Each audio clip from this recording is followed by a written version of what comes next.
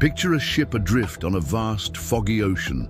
Its sails tattered, its deck silent, not a single soul aboard. In 1872, this chilling scene became reality, sparking a mystery that's haunted the world for over 150 years. The Mary Celeste, a vessel brimming with hope, set sail with a devoted family and a seasoned crew, only to be found weeks later as a ghost ship. Abandoned, yet eerily intact. What could drive 10 people, including a mother and her child, to vanish without a trace? This is the story of the Mary Celeste, a maritime enigma that refuses to fade into the shadows. The Mary Celeste began her life as the Amazon, a 282-ton brigantine built in 1861 on the rugged shores of Nova Scotia. She was a beauty, 100 feet long, with 2 towering masts and a sleek hull designed to slice through the Atlantic's waves. But her early years were cursed with misfortune. Storms battered her, collisions scarred her, and one of her first captains died aboard. By 1872, though, she had a new name, new owners, and a fresh purpose: to ferry goods across the ocean, a lifeline in the age of sail. Refitted and ready, she was poised for redemption. On November 7, 1872, the Mary Celeste sailed out of New York City, bound for Genoa, Italy. Her cargo was 1,701 barrels of denatured alcohol, a flammable solvent used in industry.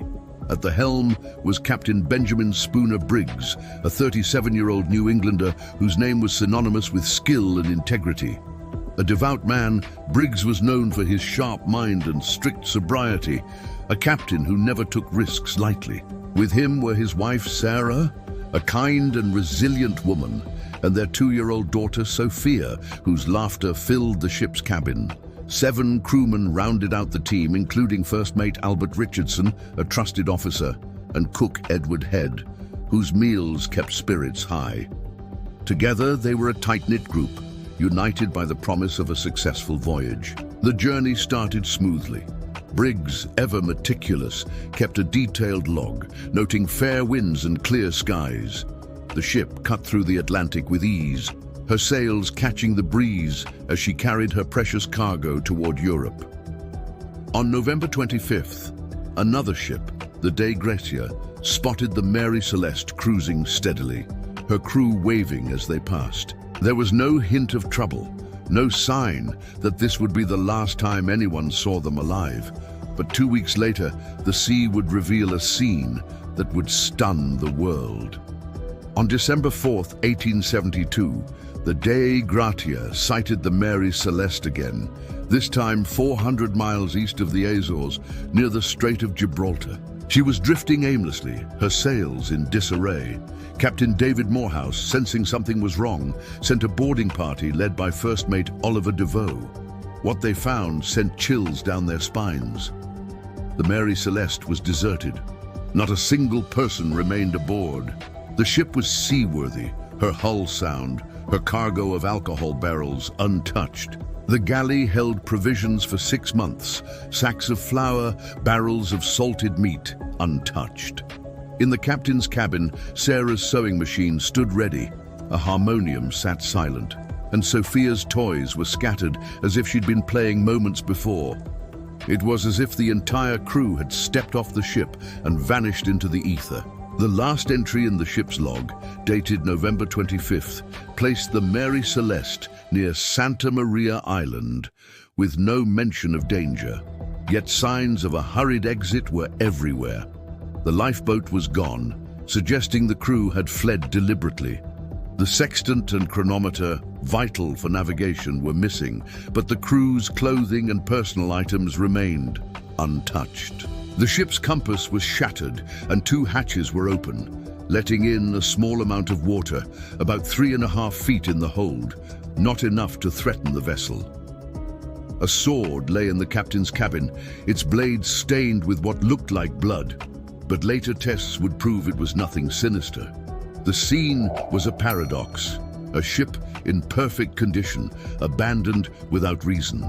The Dei Gratia crew, shaken but determined, towed the Mary Celeste to Gibraltar, where a British Admiralty inquiry began.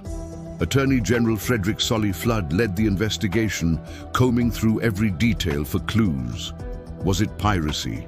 The cargo was intact, and no valuables were missing. A mutiny?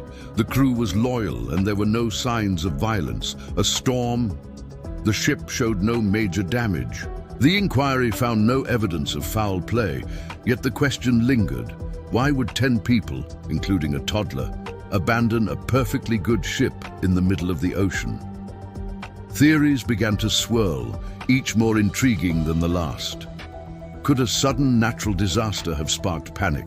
Some pointed to a waterspout, a tornado-like phenomenon at sea which could have swept over the ship, terrifying the crew into thinking she was doomed. The open hatches and missing lifeboat supported this idea. Perhaps Briggs, fearing the ship was sinking, ordered everyone into the lifeboat, only to be lost in the vast Atlantic. Another theory focused on the alcohol cargo. Denatured alcohol is volatile, and if a barrel leaked, its fumes could have triggered a small explosion or pressure wave. Briggs, a cautious man, might have feared a catastrophic blast, prompting a hasty evacuation. Scientists later tested this, finding that alcohol vapor could create a loud bang without leaving burn marks, a plausible explanation for the crew's flight. But not all theories were grounded in science. The Victorian era was steeped in superstition, and the Mary Celeste's eerie state fueled wild speculation. Some whispered of sea monsters, giant squids or krakens, plucking the crew from the deck. Others spoke of ghosts, tied to the ship's troubled past, haunting its corridors and driving the crew to madness. These tales, while fanciful, captured the public's imagination as newspapers across the globe splashed headlines about the ghost ship. The Mary Celeste was no longer just a vessel. She was a legend, a riddle etched into the waves. As the inquiry drew to a close, the truth remained elusive. The Mary Celeste was cleared to sail again, but her story was far from over. She had become a symbol of the ocean's mysteries, a ship that carried not just cargo, but questions that would echo through time. What force, natural, human, or otherworldly, could empty a ship and leave it drifting, a silent witness to an unknown fate? The Mary Celeste drifts alone on the endless Atlantic, her decks empty, her lifeboat gone, her crew and passengers vanished into a void of unanswered questions. In 1872, this ghost ship became a riddle that gripped the world, leaving investigators baffled and storytellers haunted. Why would 10 people, including a family bound by love, abandon a seaworthy vessel in the heart of the ocean? As we sail deeper into this mystery, we'll uncover the theories that twist logic, the legacy that keeps the Mary Celeste alive, and the haunting truth that some secrets may never surface. The British Admiralty inquiry in Gibraltar, launched in December 1872, was meant to unravel the enigma. Attorney General Frederick Solly Flood pored over every detail: the missing lifeboat, the shattered compass, the untouched cargo of 701 alcohol barrels. His team examined the ship for signs of violence, but found none. They questioned the Dei Gratia crew, who'd found her adrift, suspecting foul play or even a staged abandonment for profit. Yet every lead ran cold. The inquiry concluded the crew left voluntarily, but the why and how remained a blank page. The Mary Celeste was released back to her owners, but her story was just beginning to ripple across the globe. Newspapers from London to New York seized the tale, spinning sensational headlines about the ghost ship. The public devoured every detail, from Sarah Briggs' sewing machine left idle to little Sophia's toys scattered in the cabin. Theories multiplied like waves in a storm. Some clung to practical explanations. Could a navigational error have doomed the crew? Maritime historian Anne McGregor in 2001 suggested Captain Briggs misread the ship's position due to a faulty chronometer or pump, believing they were closer to land or sinking, prompting a desperate evacuation. A 2019 study in marine policy pointed to human error under pressure, arguing that Briggs, despite his experience, might have panicked over a minor issue like water in the hold and ordered everyone into the lifeboat, only to be swallowed by the sea. The alcohol cargo remained a focal point. The barrels, filled with volatile, denatured alcohol, could have leaked, releasing fumes that sparked fear of an explosion. In 2006, chemist Andrea Sella tested this, showing that alcohol vapor could create a terrifying pressure wave, loud as a cannon, yet leaving no trace of fire. Briggs, a cautious man, might have seen a spark or heard a bang and, imagining a catastrophe, rushed his crew to safety. But if so, where was the lifeboat? No wreckage, no bodies, no trace of the 10 souls aboard ever surfaced, deepening the mystery. Darker theories emerged. Could the crew have turned on each other? Mutiny was whispered, especially since the alcohol cargo tempted speculation of drunken rebellion.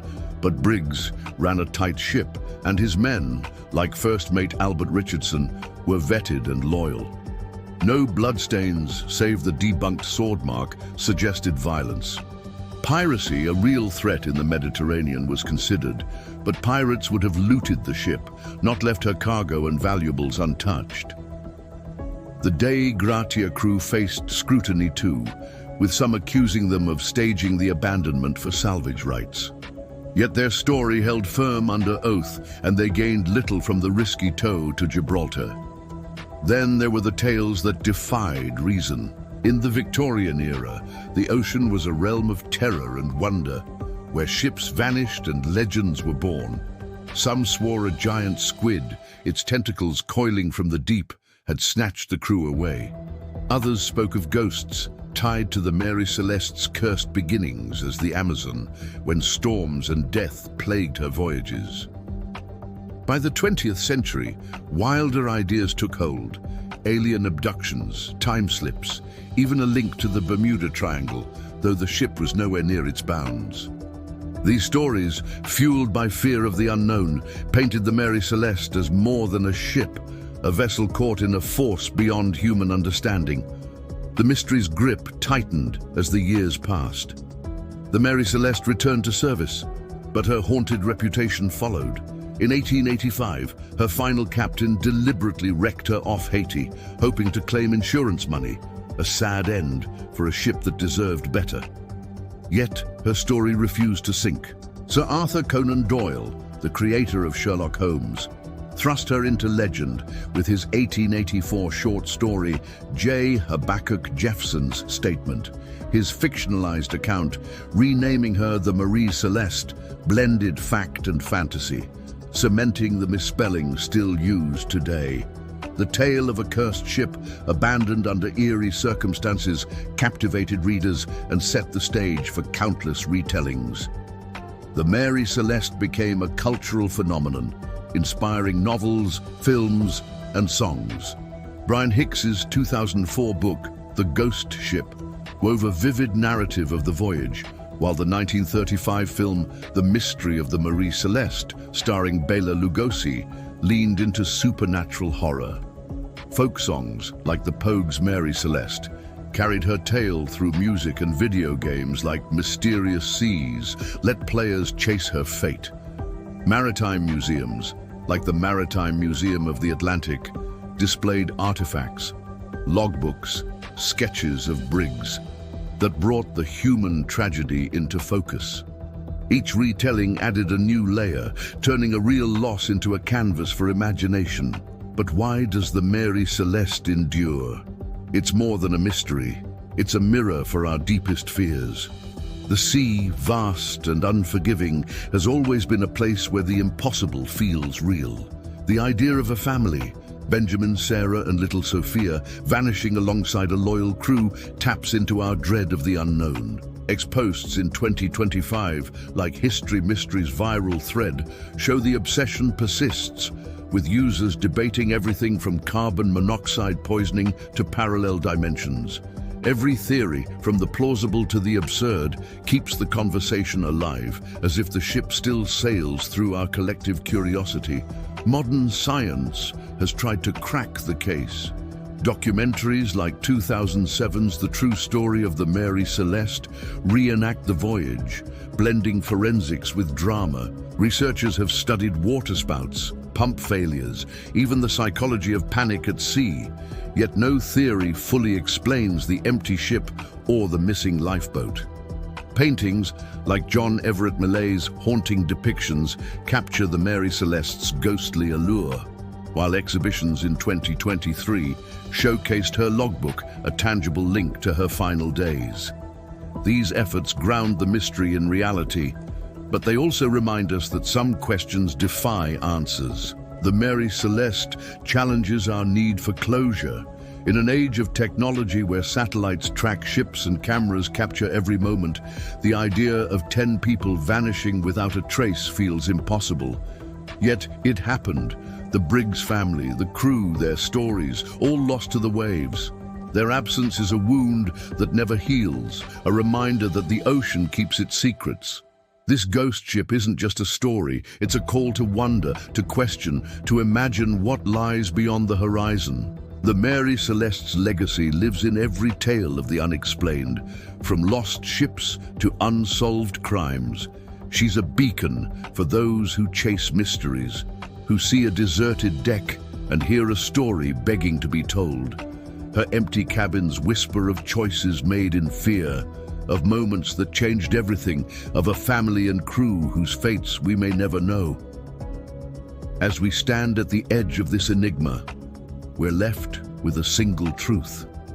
Some mysteries are meant to endure, sailing forever in the fog of time.